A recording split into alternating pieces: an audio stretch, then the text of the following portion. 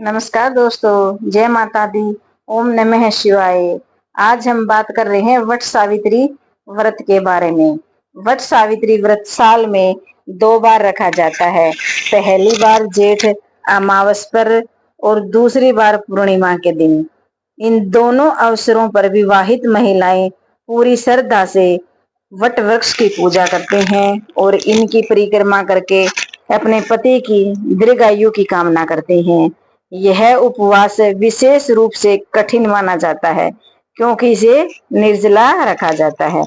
What पूर्णिमा की तिथि वर्ष 2025 में यह व्रत विशेष रूप से उत्तराखंड, महाराष्ट्र, गोवा और गुजरात में श्रद्धा से मनाया जाता है। इस वर्ष जेठ पूर्णिमा तिथि की शुरुआत 10 जून को सुबह 11:35 से होगी और इसका समापन 11 जून को दोपहर 1:33 तक होगा। व्रत 10 जून को रखा जाएगा जबकि स्नान और दान 11 जून को किया जाएगा। व्रत के दिन का शुभ मुहूर्त है। वट पूजा का शुभ मुहूर्त है सुबह 8:52 से दोपहर 2:05 तक है। स्नान और दान का शुभ मुहूर्त सुबह 4:02 से 4:42 तक है। चंद्रोदय चांद शाम को 6:45 पर दिखेगा। वट पूर्णिमा का महत्व पौराणिक मान्यताओं के अनुसार जब सत्यवान जंगल में मूर्छित होकर गिर गए थे, तब सावित्री ने उन्हें वट वृक्ष के नीचे लिटाया और बांस के पंखे से उन्हें हवा देकर शीतलता प्रदान की थी। इसी परंपरा को स्मरण करते हुए व्रती महिलाएं पहले वट वृक्ष को पंखा झेलती हैं, फिर अपने पति की लंबी उम्र और अखंड सौभाग्य की कामना करते हैं। बाद में वे घर आकर पति के चरण धोते हैं और उन्हें पंखा झेलकर आशीर्वाद प्राप्त करते हैं। वट सावित्री व्रत की पूजा विधि। इस दिन प्रातः काल उठकर स्नान करके स्वच्छ वस्त्र पहने और व्रत का संकल्प लें। इसके बाद सुहाग की सामग्री लेकर पूजा की एक थाली सजाएं।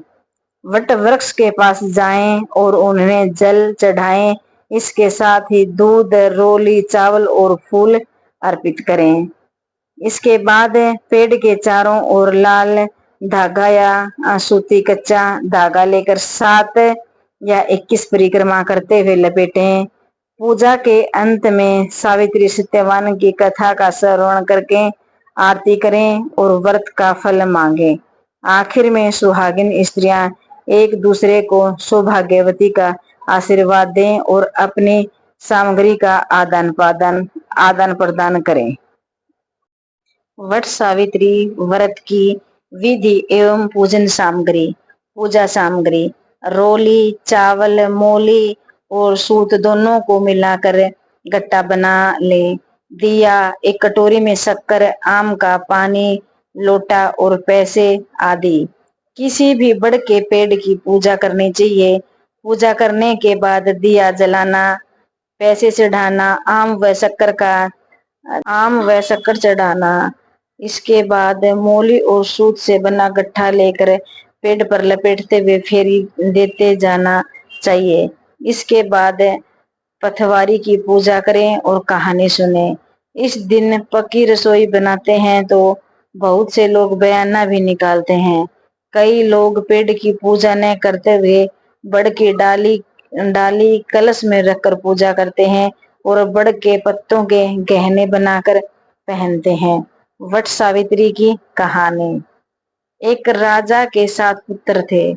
उनमें से सबसे छोटे बेटे के कोई संतान नहीं थी, इसलिए उनकी बहू का इतना आदर सत्कार नहीं था जितना और बहुओं का था।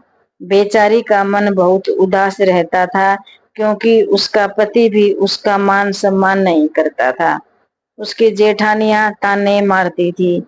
एक रोज छोटी रानी की दासी ने एक कला निकाली और चारों ओर झूठी खबर फैला दी कि छोटी रानी गर्भवती है। छोटी रानी ने इस झूठी खबर के लिए दासी को खूब बुरा भला कहा, परंतु दासी ने उनकी एक भी बात नहीं मानी और उसे चुप रहने के लिए कहा। बेचारी चुप रहती, कुछ न कहती। दासी ने बाहर आना जाना भी बंद करवा दिया। बात ही बातों में 9 महीने बीत गए। दासी ने दाई को बुलवाया और सोने का टका देकर राजा को लड़का होने की खबर देने को कहा। दाई ने ऐसा ही किया। अब बहुत खुश हो गए। राजा ने मिठाई बंटवाई। तुरंत रानी इस झूठ से बहुत दुखी हुई। दासी ने छड़ी एवं जलवा पूजन का दस्तूर भी करवाया और सारे नेक करवाए। फिर दासी एवं पंडित जी को बुलवाया और सोने का टका देकर अर्ज की, आप राजा से कहना कि इस बालक के ग्रह ऐसे हैं कि 12 वर्ष तक इसके पिता बालक का मुख न देखें। यदि देखा तो इसकी मृत्यु हो जाएगी। राजा ने पंडित जी की बात मान ली। इसी तरह समय समय पर कोई न कोई बात रखकर दासी ने 11 वर्ष निकाल दिए। इनको विश्वास था कि लड़का बड़ा हो रहा है।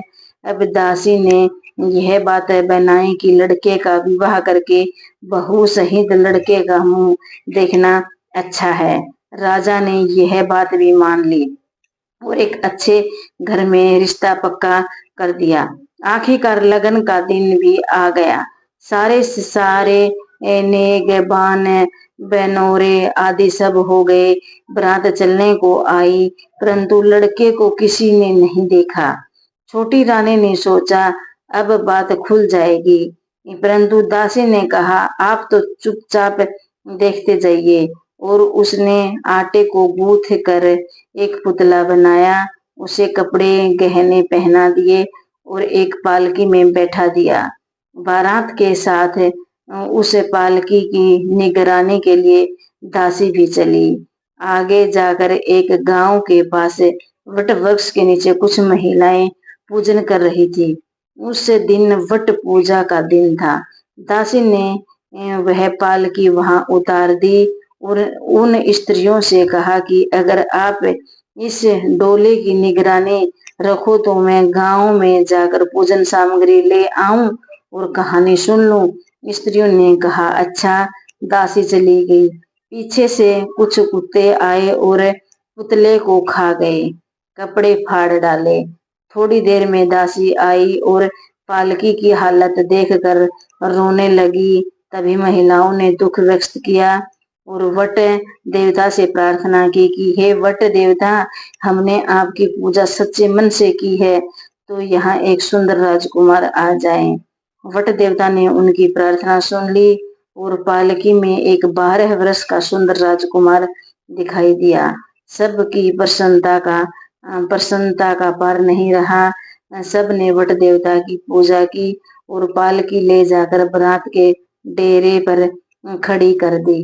बड़ी धूमधाम से विवाह के सारे नेगचर पूरे हुए। बारात वापस आई और धूमधाम से गाजे बाजे के साथ गांव में लाई गई। राजा ने राजकुमार का पहल मुंह देखा और उसके बाद सबने देखा। सबके चेहरे खिल गए। राजकुमार की मां ने दासी का बहुत आदर सत्कार किया।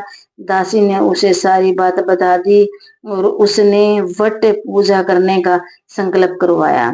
छोटी रानी ने दासी की बात मान ली। सारे परिवार में आनंद छा गया। नगर में ढिंढोरा पिटवाया गया कि सब स्त्रियां वट का पूजन करें और वट पूर्णिमा की कहानी कहें, वट पूर्णिमा का व्रत करें। धन्यवाद दोस्तों। वीडियो अच्छी लगी हो तो चैनल को लाइक। वट पूर्णिमा के दिन झूठ नहीं बोलना चाहिए, न ही किसी का अपमान करना चाहिए। महिलाओं को इस दिन बाल और नाखून नहीं काटने चाहिए। इस दिन अपने पति से कुट वचन या झगड़ा करने से बचना चाहिए। व्रत के दिन अपवित्र मतलब मैले कपड़े न पहने। वट सावित्री व्रत के दिन व्रती महिलाओं को दोपहर के बाद सोना नहीं चाहिए।